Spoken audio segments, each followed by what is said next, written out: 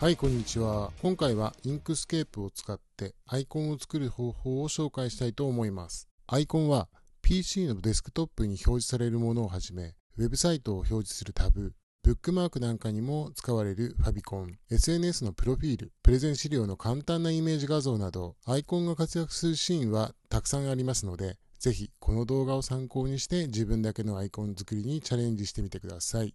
今回の動画ではこんな感じのアイコンを作っていきたいと思います。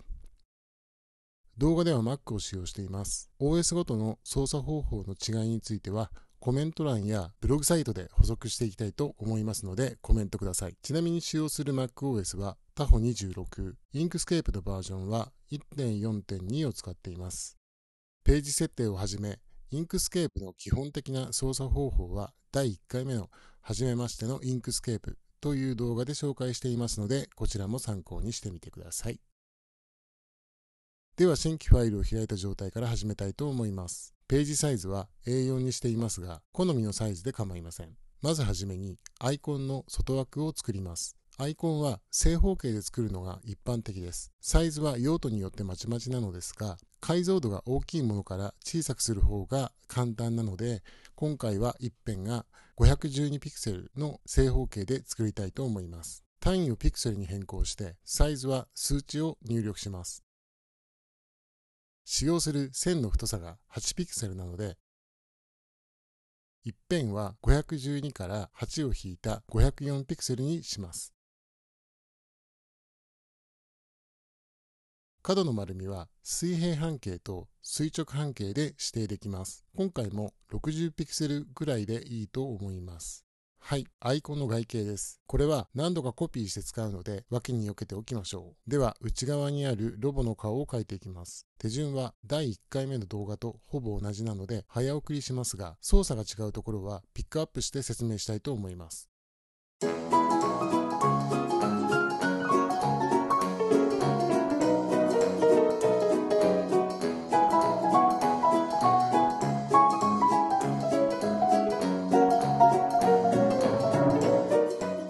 はい、このゴーグルのところですが、今回は背景が見えるように内側をくり抜きます。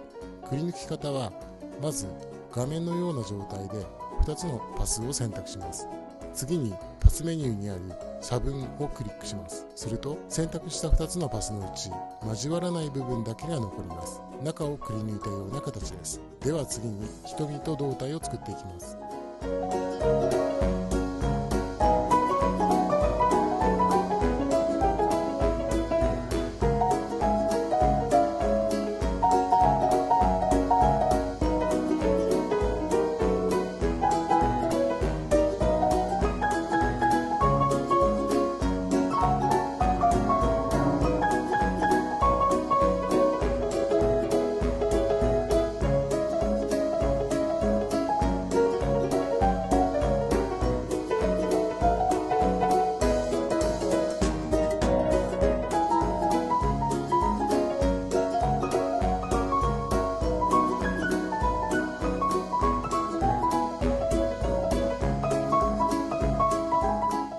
はい、ロボの外形ができたので色をつけていきます。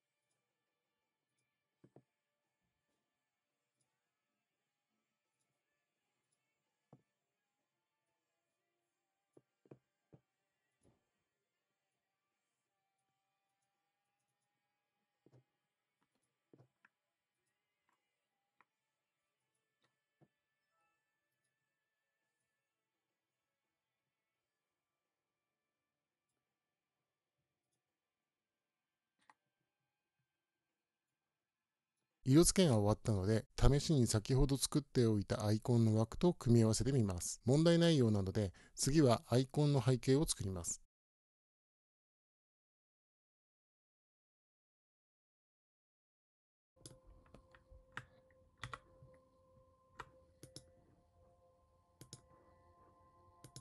まずはアイコンの枠を背景用にコピーして、放射グラデーションを使って色をつけます。フィルストロークツールにある放射グラデーションを選択すると、真ん中から外側に向かうグラデーションがつきます。今の状態は真ん中が濃くて外側に向かって薄くなっていきますが、これを反対にします。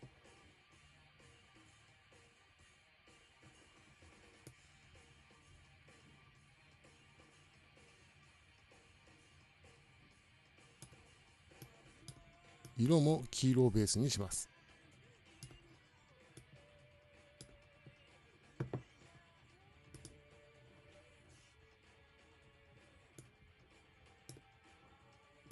次にグラデーションの中心部をずらします。パスをダブルクリックすると、グラデーションの中心点とハンドルが表示されます。中心点を左下の方にずらします。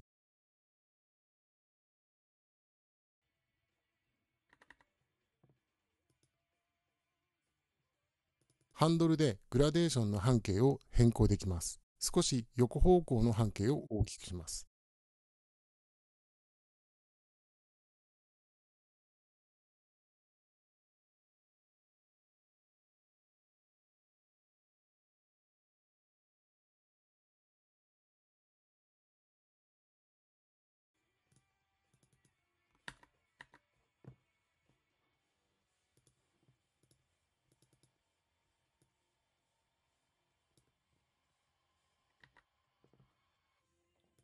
もう少し変化が欲しいので別のグラデーションを作ります。今作ったパスを複製して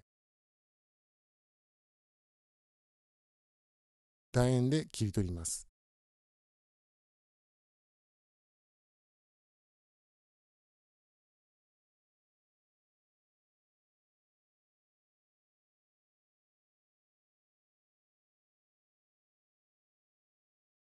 切り取りは切り取る対象と切り取る形、楕円を選択してパスメニューにある交差を選択します。先ほどの差分は重ならない部分が残りましたが、交差は重なっている部分が残ります。こちらのパスのグラデーション半径を広げて白っぽくしたいと思います。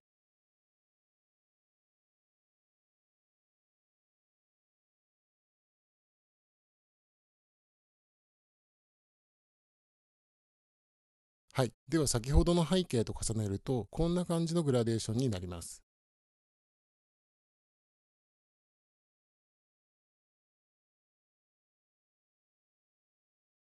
枠が欲しいので残っている外枠のパスを使います。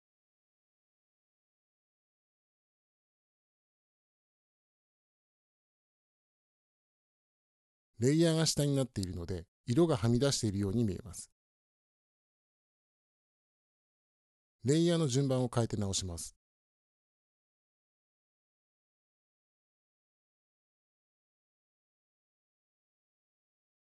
はみ出ているところがないかチェックします。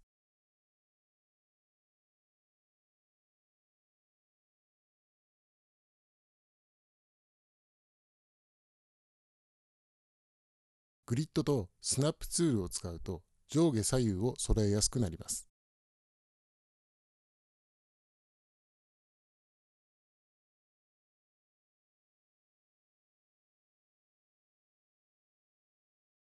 チェックが終わったらグループ化してロゴを組み合わせます。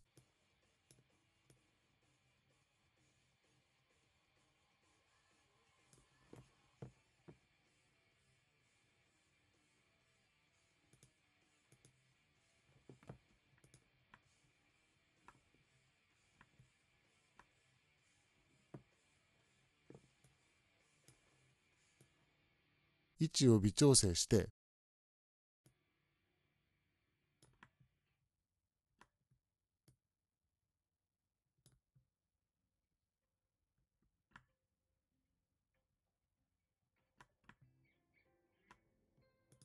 枠の色も変えます。少しロゴが大きいので小さくします。